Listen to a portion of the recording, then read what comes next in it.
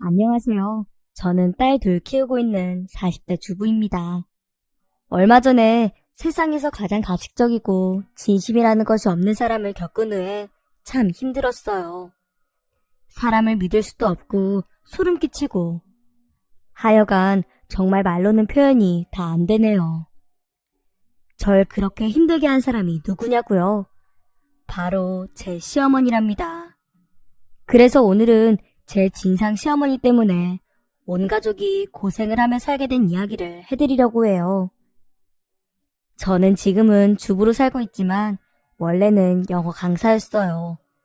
학원에서 어린이나 유아들을 상대로 영어를 가르치거나 방과후 학교 등 학교에서 아이들을 가르치기도 했죠. 남편하고는 소개로 만났습니다. 원래 제가 남자에 별로 관심이 없었고 일하는데 바빠서 연애하는 것도 좀 버겁게 느껴졌었거든요. 그래서 꺼려왔었어요.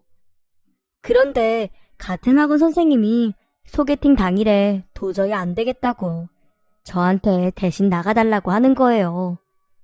그래서 무슨 일이냐고 물어보니까 사실 좋아하는 사람이 있는데 그 사람이랑은 안 될 것 같아서 소개를 받으려고 했었대요. 그런데 막상 다른 사람을 만나려고 하니까 이건 예의가 아니라는 생각이 들었다는 거죠. 약속된 시간은 다가오고 그냥 솔직하게 말하고 취소를 하자고 하려다가 저도 그 선생님이랑 나이대도 비슷하고 애인이 없기도 하니까 한번 물어보는 거라고 하더라고요.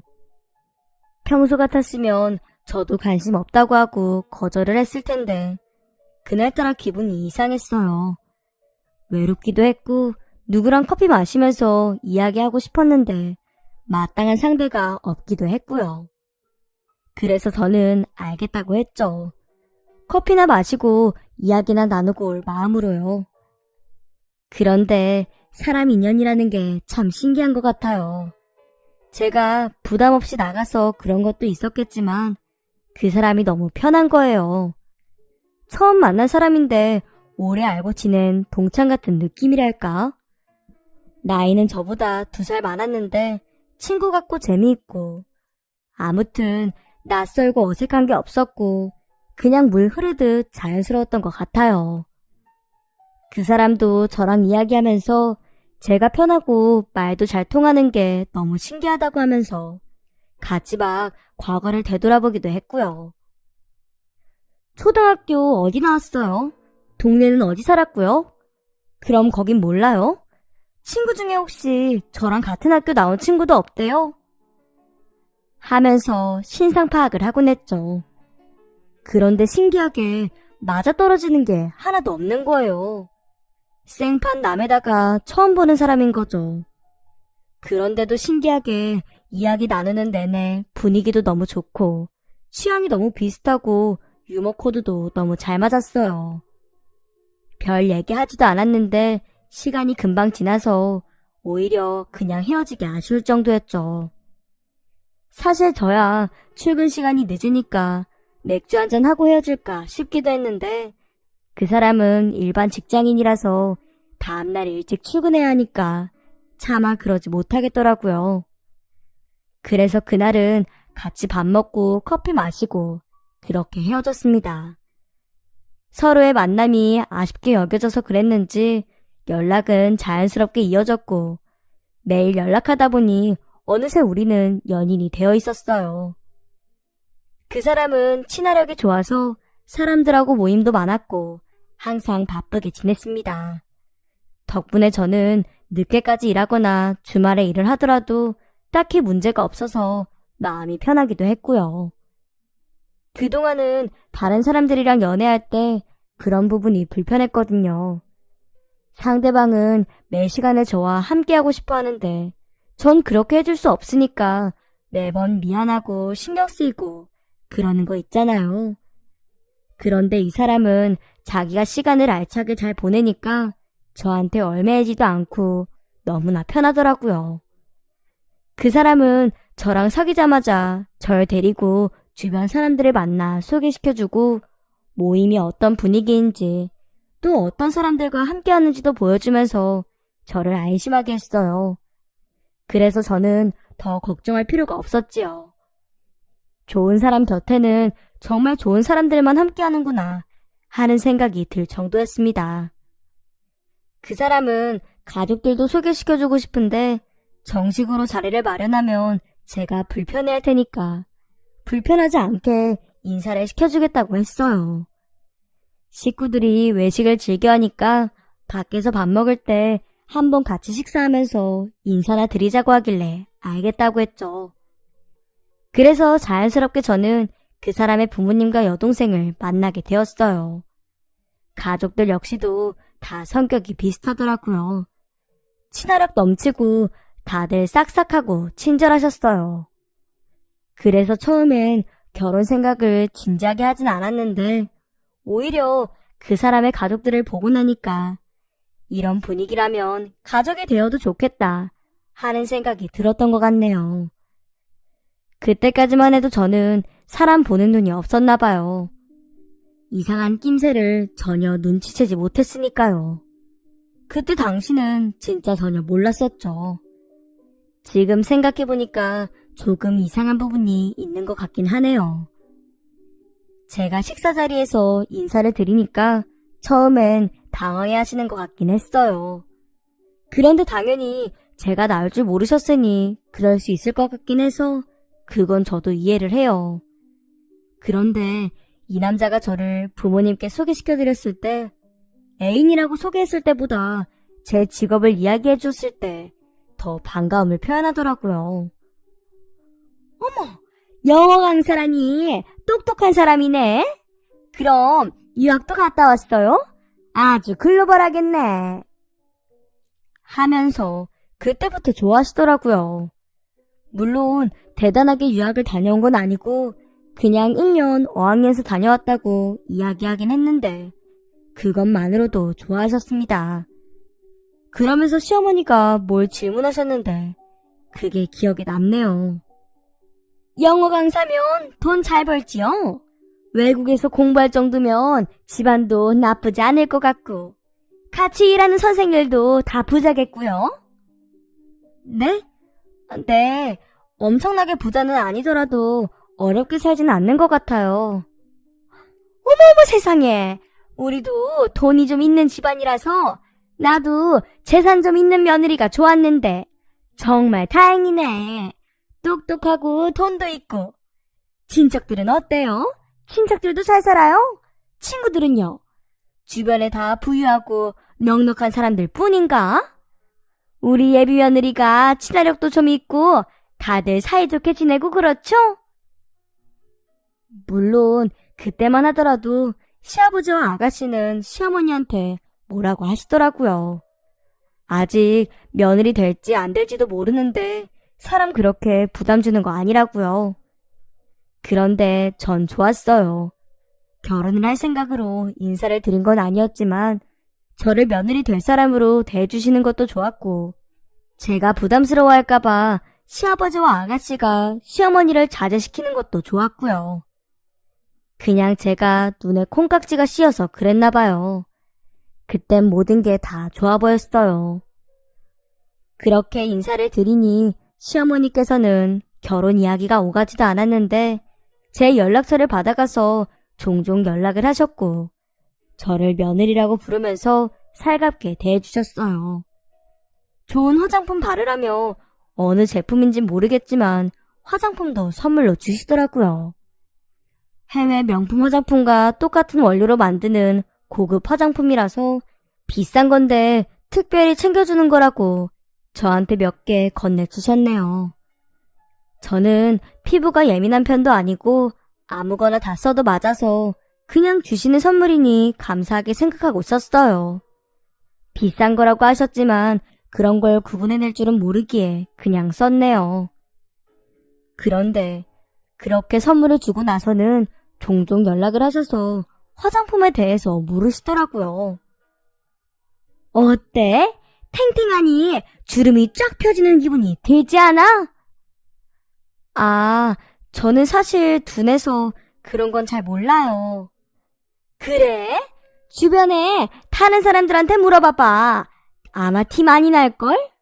피부톤도 좋아졌다는 소리 들을 텐데? 네, 좋은 거 주셨으니까 좋아졌겠죠 뭐. 그거 진짜 효과 엄청나. 잘 바르고 주변 사람들한테도 홍보 좀 해줘. 누가 사겠다고 하면 나한테 말하고. 알겠지? 그때까지만 해도 저는 다단계라는 걸 몰랐어요. 방문 판매 같은 걸 들어는 봤어도 직접 당해본 적은 없었기 때문에 전혀 눈치를 못 챘지요.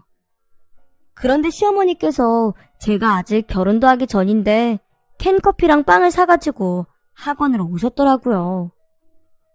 우리 며느리 되래가 여기서 일한다길래 내가 이 근처 볼일 보러 왔다가 잠깐 들렀어요. 하면서 원장님이랑 선생님들한테 커피랑 빵을 나눠주며 인사를 하셨습니다. 선생님들은 예비 시어머니가 벌써부터 이렇게 챙겨주시냐면서 다들 놀랐지요. 시어머니도 호호호 웃으면서 선생님들을 살갑게 대하셨고요. 그런데 제 학원으로 찾아온 이유가 있더라고요. 우리 이 선생 피부 어때요? 제가 진짜 좋은 화장품, 명품 화장품인데 이거 명품 상표 붙이기 직전 제품이거든요. 이거 선물했더니 피부 보세요. 너무 윤기나고 좋아졌죠? 하시면서 저를 세워놓고 화장품 홍보를 하시는 게 아니겠어요? 처음엔 당황했는데 거기 선생님들이 눈치를 채고는 호응을 많이 해주셨어요. 저 무안하지 않게 해주신 것도 있었지만 이제 수업 준비도 해야 하니 얼른 가시라는 의미로 호응을 좀 해드렸네요. 그런데도 시어머니는 가실 생각을 안 하시더라고요. 그래서 저희 원장님이 시어머니께 커피를 드리면서 눈치를 주셨어요. 우리 선생님 예비 시어머니께서 힘든 발걸음 해주셨으니 더운데 시원하게 커피 한 잔 들고 가세요. 이렇게 웃으면서 커피까지 건네드렸네요. 그런데도 시어머니는 일어날 생각을 하지 않으셨습니다. 마치 본격적으로 자리를 잡은 사람 마냥 가방에서 온갖 화장품을 하나씩 꺼내기 시작하셨어요. 선생님들 얼굴은 조금씩 경직되었고 원장님은 눈치가 빠르셔서 또 예비 시어머니의 비를 맞춰주셨네요. 그렇게 해야 빨리 일어나실 것 같으니까요. 게다가 조금 있으면 초등부 타임이라 학부모님들도 오시고 할 텐데 학원에서 장사판 벌어지면 얼마나 곤란하겠어요. 그래서 원장님이 선수를 치셨습니다. 어머, 이게 바로 우리 이 선생님이 바른 제품이구나. 이거 얼마예요? 아유, 역시 우리 원장님이 보는 눈이 있으셔. 이거 싸요. 한 개 5만 원. 그럼 저 하나만 주시고요. 어머니, 제가 이제 수업 들어가서 바쁘니까 더는 못 있을 것 같아요. 우리 선생님들 가볍게 바를 립스틱 하나씩만 주세요. 어머머머머, 우리 며느리가 복이 많네. 이렇게 훌륭하신 원장님 밑에서 일을 하고 있다니. 하시면서 원장님 칭찬을 늘어놓으셨고 원장님은 그날 예비 시어머니를 빨리 돌려보낼 목적으로 화장품을 25만 원어치나 구입하셨네요. 시어머니는 입이 귀에 걸려서 웃으며 나가셨고 원장님은 구입한 립스틱을 선생님들께 나눠드렸어요. 그리고 저에게 한마디 하셨죠. 이 선생님 난처할까봐 내가 이번엔 사드렸는데 다음부터 우리 학원 못 오시게 해요. 누구네 건 사주고 누구네 건 안 사주고 하다 보면 여기가 교육기관인지 시장판인지 모를 만큼 정신 사나워질 수도 있잖아요.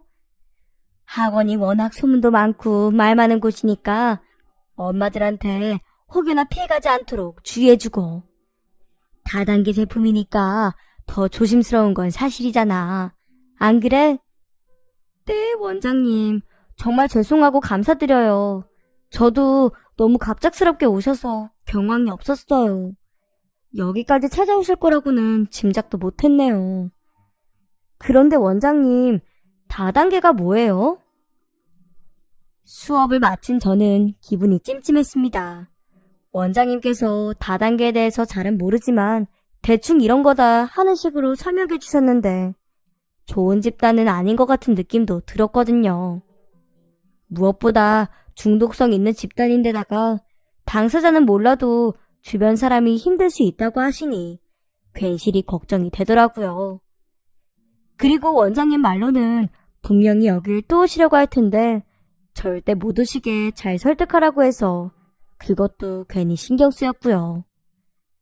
그런데 아니나 다를까 예비 시어머니는 2주에 한 번꼴로 원장님 피부 상태와 안부를 물으셨어요. 원장님이 내 또래지? 피부만 좋으면 10년은 어려 보일 텐데 안타깝더라고. 지금 제품은 얼마나 남으셨대? 화장품 이번에 신제품으로 잘 나온 게 있는데 그것도 권해드리고 싶네. 센스 있는 분이라 아마 이번에도 척하면 척일 것 같아. 이번 주 수요일 시간 어때? 어머니, 제가 없이는 학원으로 못 들어오세요. 저희 학원이 학부모 외에는 외부인 출입이 안 되시거든요. 근데 제가 계속 외부 강의를 해야 해서 시간이 안 될 것 같네요. 그래? 뭐 어쩔 수 없지. 그럼 다음에 가마. 그렇게 저는 있지도 않은 외부 강의를 핑계로 시어머니를 겨우 말렸습니다. 그런데 그 일이 있은 후 얼마 지나지 않아 제가 덜컥 임신부터 해버렸더라고요. 결혼 얘기가 오고 가긴 했어도 아직 결혼 전이라 난감하고 당황스러웠는데 예비 시어머니께서 너무 좋아하시면서 적극적으로 나서주시더군요. 상견례며 결혼식 하기 좋은 날짜 등등 알아서 척척 준비해 주셨어요. 그리고 상견례 날에도 저희 부모님께 친절하게 대해주시고 제 칭찬을 많이 해주셨습니다. 따님을 똑똑하고 훌륭하게 키우셔서 저희가 오히려 죄송할 따름이에요. 저희 아들은 부족한 게 많아요. 근데 우리 이 선생은, 아니 우리 며느리는 어쩜 그렇게 성격도 밝고 사회성도 좋고 모든 게 완벽한지 모르겠어요. 어떻게 이렇게 훌륭하게 키우신 거예요? 저도 딸 가진 엄마지만 정말 부럽습니다. 그렇게 좋게 봐주시니 영광입니다. 많이 부족하니 잘 가르쳐 주십시오, 사부인. 이미 훌륭한데 제가 더 가르칠 게 뭐 있나요? 그리고 저는 며느리라고 생각 안 해요. 우리 집안에 시집 왔으니 이제 제 친딸이나 다름없지요. 제가 딸같이 이뻐하고 아껴줘도 질투 안 하실 거죠? 호호호. 저희 부모님은 예비 시어머니를 만나고 시집 잘 가는 것 같다며 흡족해 하셨네요. 그런데 결혼 후 시어머니의 그 말과 행동은 내숭에 거짓말로 잘 포장된 가식이었다는 걸 뒤늦게 알게 되었어요. 어머니는 제가 결혼하고 나니까 강압적으로 바뀌시더라고요. 학원도 막 찾아오려고 하시고 저랑 같이 가자고 하셨어요. 출근 시간에 맞춰 집 앞으로 오겠다고 우기고 스트레스가 이만저만이 아니더라고요. 가뜩이나 제가 임신하고 더 예민해져서 그런가 기분도 너무 안 좋았고 무엇보다 입덧이 심해서 음식을 못 먹으니까 머리도 어지럽고 신경이 날카로웠어요. 그래서 임신을 핑계로 학원을 그만두게 되었네요. 그러자 시어머니는 목적 달성을 못해 아쉬운 늑대 마냥 저한테 달겨들기 시작하더군요. 아예 대놓고 강매를 하기에 이르렀지요. 튼살 크림은 이걸로 발라라. 이게 정말 좋은 제품이야. 앞으로 화장품은 절대 아무 데서나 사지 말고 꼭 내가 잘하는 제품으로 구입하도록 해라. 어머니, 근데 이건 그냥 수분크림이잖아요. 임산부용도 아니고요. 아이한테 좋은 거 쓰고 싶어서 그런데 임산부일 때만큼이라도 제가 선택해서 쓰면 안 될까요? 어머, 얘 말하는 꼬락서니 좀 봐. 내가 너한테 뭐 나쁜 거 안 좋은 거 강요하겠니? 다 좋은 거, 더 건강한 거, 아이를 위한 거니까 내가 이러는 거야. 이거 그리고 시중에서 사려면 10만 원 넘게 줘야 해. 근데 내가 특별히 너한테는 8만 원에 주겠다니까? 오히려 고마워해야지. 얘는 정말 이상한 애야. 하시더라고요. 그래서 결국 남편에게 이야기를 했지요. 어머니 다단계 하는 거 알고 있냐고요. 그랬더니 남편은 대수롭지 않게 생각하더라고요. 노는 것보다는 취미 겸 운동 겸 다니시는 거라면서 그걸로는 돈도 못 버신다고요. 그래서 제가 솔직하게 말했어요. 어머니가 저한테 제품 강매하려 하신다고요. 그랬더니 남편은 무슨 강매냐고 그런 소리 하지 말라고 하대요.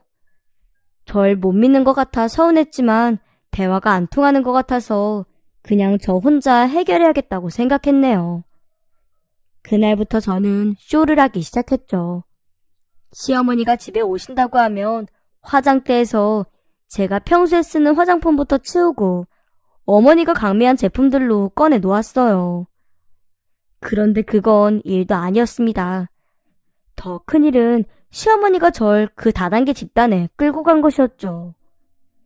어머니가 데리고 간 장소는 어느 큰 강당이었고 휴대폰도 가방도 모두 압수당한 상태에서 어떤 낯선 사람의 이야기를 일방적으로 들어야만 했어요. 시어머니는 절 그곳에 가둬두고는 잠시 자리를 피하셨고요. 저는 몸도 안 좋은데 거기 답답하게 갇혀서 되도 않는 말을 들으려니까 기분이 너무 안 좋더라고요. 남편에게 당장 전화해 저를 집에 데려다 달라고 말하고 싶었어요.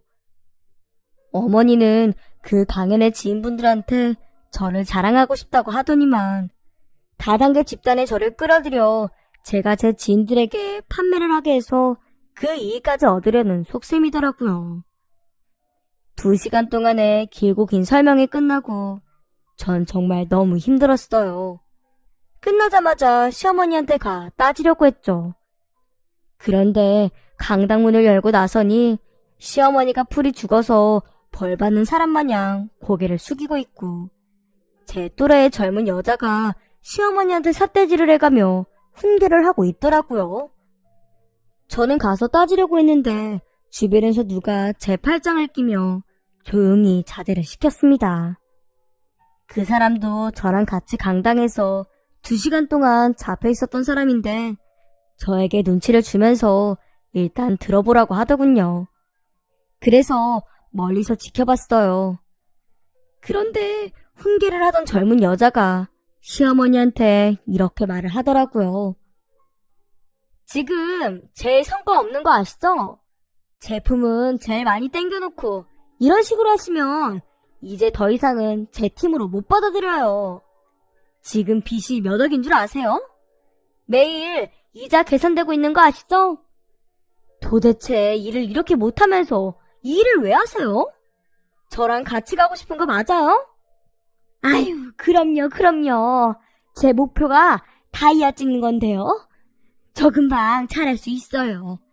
우리 며느리가 영어 선생이라 돈 많은 사람들 많이 알아요. 제가 오늘 데리고 왔고 제 밑으로 넣었으니까 조금만 지켜봐 주세요. 죄송합니다. 저는 그 말을 듣고 정말 기가 찼네요. 처음으로 시어머니한테 화를 냈어요. 어머니, 지금 저를 이용하시는 거예요? 그랬더니 시어머니는 주변 사람들 눈치를 보면서 절 데리고 밖으로 나가더라고요. 그러면서 신신당부를 합디다. 너 오늘 여기 온 거 남편이고 시아버지고 다 비밀로 해야 해. 알았지? 전 정말 화가 머리끝까지 치밀어서 감정이 주체가 안 되는 거예요. 그래서 친구한테 전화를 해서 하소연을 했답니다. 그런데 친구 말이 더 가관이었네요. 너 정말 몰랐어? 네 결혼식 날 우리 화장품 하나씩 다 샀잖아. 우리 테이블에 쇼핑백 들고 와서는 너 잘 살길 바라면 하나씩 사라고. 안 그러면 너 구박한다고 해서. 어머, 세상에. 정말이야? 그땐 경황이 없어서 말 못한 것도 있고 좋은 날인데 괜히 기분 상하게 하기 싫어서 말 못했어. 농담처럼 말하긴 했어도 신경 쓰이더라. 그래서 널 위한다는 생각으로 하나씩 사줬지. 그런데 생각보다 깊게 빠져있는 분이셨네. 너 피곤하겠다. 전 정말 머리가 깨질 듯이 아프고 속이 상하고 너무너무 창피해서 쥐구멍이라도 숨고 싶은 심정이었어요. 그래서 어머니가 말하지 말라고 했지만 남편한테 다 말을 해버렸습니다. 2시간 동안 감금당하면서 이상한 강의를 들었던 이야기, 결혼식 때 친구들에게 강매했던 얘기들을요. 남편은 그 말을 듣고 바로 시어머니한테 확인 전화를 했고 시어머니는 이실직고 했나봐요. 그런데 남편과 전화를 끊자마자 바로 제 핸드폰으로 전화를 하시더군요. 남편은 그걸 보고는 제 핸드폰으로 온 전화를 받으면서 시어머니한테 불같이 화를 냈네요. 임산부 스트레스 주지 말라고 하면서 한 번만 더 그러면 가만히 있지 않겠다고 소리를 질렀어요. 그 덕분에 저는 출산까지 쭉 편안할 수 있었답니다. 5달 뒤 저는 예쁜 딸아이를 낳았습니다. 그런데 시어머니는 몸조리하는 동안 잘 챙겨 먹어야 한다며 무슨 건강즙 같은 걸 선물로 주시더군요. 저는 당연히 거부했죠. 어머니, 이거 저한테 돈 받으실 거면 전 안 사요. 이거 한 박스에 45만 원이야. 근데 내가 특별히 주는 거니까 잘 챙겨 먹고 몸조리나 잘하려무나? 시어머니는 저희가 안 보는 사이에 제품이 다양해진 모양이더라고요.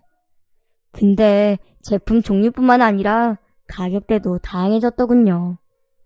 이건 분유에 섞어서 먹이면 된다. 85만 원이야. 네, 어머니. 비싼 건 감사한데 아시다시피 전 못 드려요. 애기 아빠가 알면 난리 날 거예요. 안다니까. 그냥 말해주는 거야. 습관이 어쩌겠니? 그리고 택배로 100개 보냈는데 이건 128만 원짜리다. 어머니. 100개가 128만 원이라요. 그거 100을 가면 피로도 풀리고 면역력도 좋아지는 특수한 백이라서 그래. 아무튼 비싼 값 하니까 걱정 말고 잘 써라. 시어머니는 점점 비싼 물건들을 주시면서 신경 쓰이게 가격을 얘기하는데 전 그래도 정말 습관이 됐어요. 그런데 거품을 물고 쓰러질 만큼 충격적인 일이 저 몰래 이미 일어나고 있더군요. 친정 엄마랑 오랜만에 냉면집에서 점심을 먹고 있는데 맞은편에 시어머니가 이상한 거래를 하고 있는 모습을 보게 된 거예요. 그래서 전 괜히 엮이기 싫으니까 시선을 돌렸죠. 그리고는 엄마한테 넋두리하듯이 말했어요.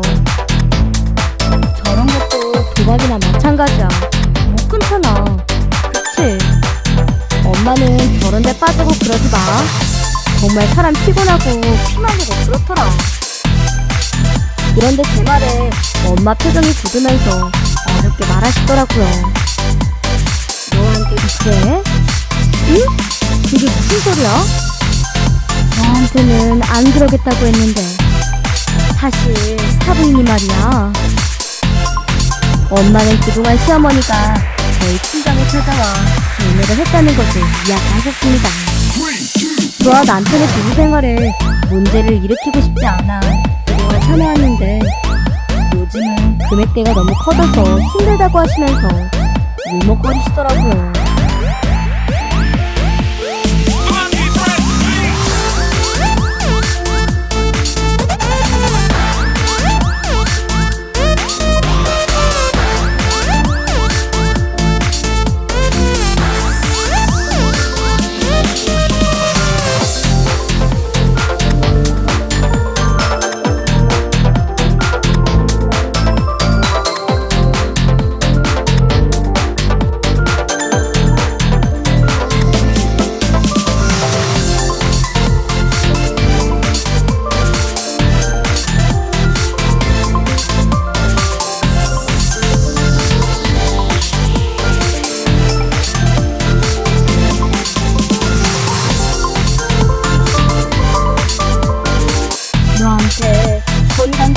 좋다고 해서 45만원 드렸지. 아기 부위에 영양이 너무 좋다고 해서 이것도 85만원 드렸지. 게다가 100인치 50인치 우리 집 너희 집 합쳐서 250만원에 싸게 주겠다고. 넌 정말 공주대접 받고 잘 살고 있는 거 맞지? 저는 너무 화가 나서 더 이상 견딜 수가 없었어요. 그래서 바로 시댁으로 찾아갔습니다. 남편에게도 퇴근 후에 시댁으로 오라고 했죠.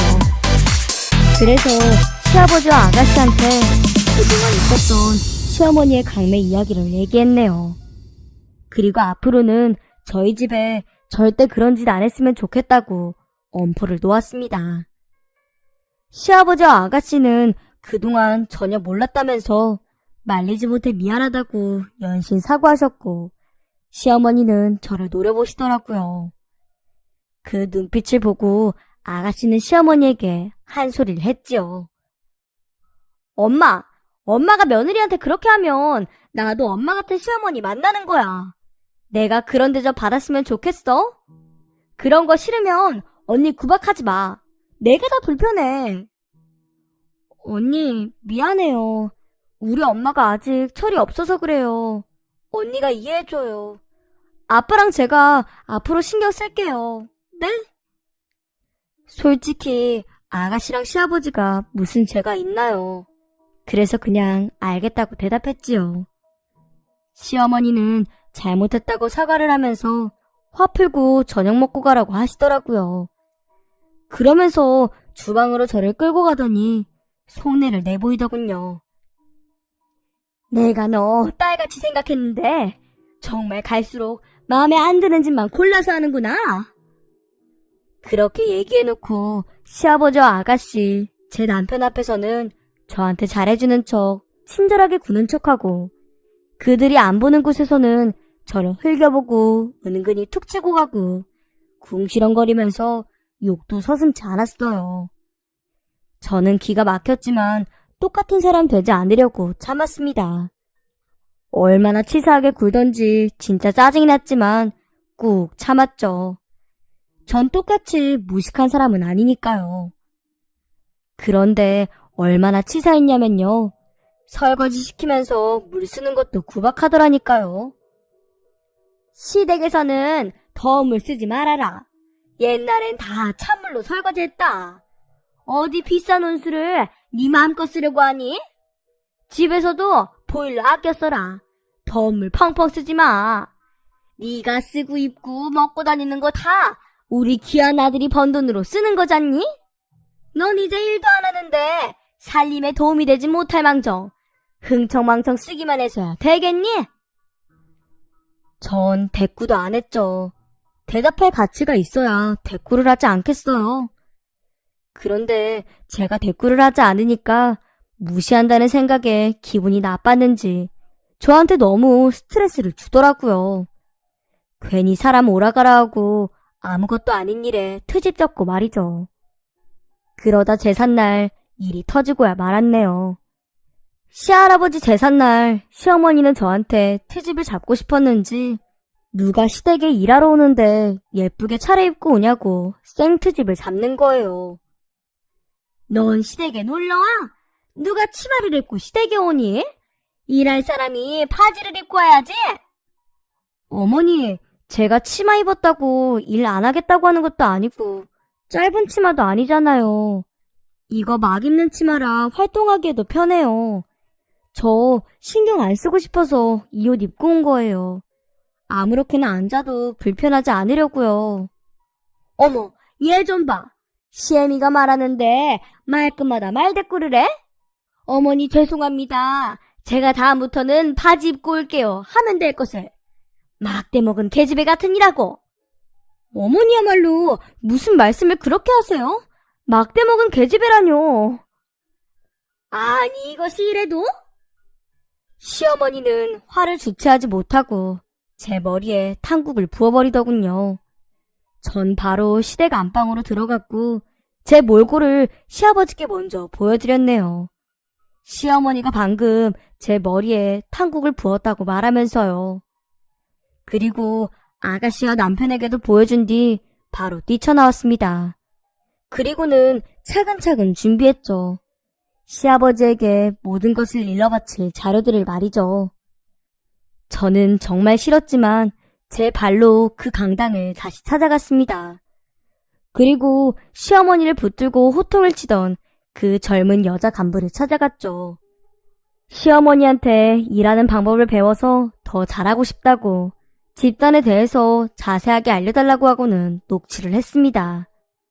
또한 그 여자에게서 시어머니의 현재 다단계에서의 직급과 그 내부에서 찍어놓은 활동사진들, 동영상 교육 자료 속에 나온 적극적인 시어머니의 모습들도 자료로 다 확보해두었어요.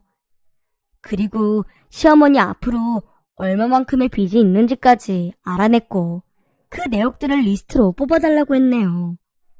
시어머니가 돈이 생겨 갚을 수도 있다고 하니 바로 뽑아주더라고요. 그렇게 차근차근 물증들을 확보했습니다. 그리고 저희 친정엄마한테 강매한 것, 지금까지 얼마만큼 사줬는지 금액도 계산했고 그 내역들을 하얀 봉투에 담아 시아버지와 아가씨, 남편에게 다 복사해서 건넸어요. 물론 원본은 제가 추가로 갖고 있었고요.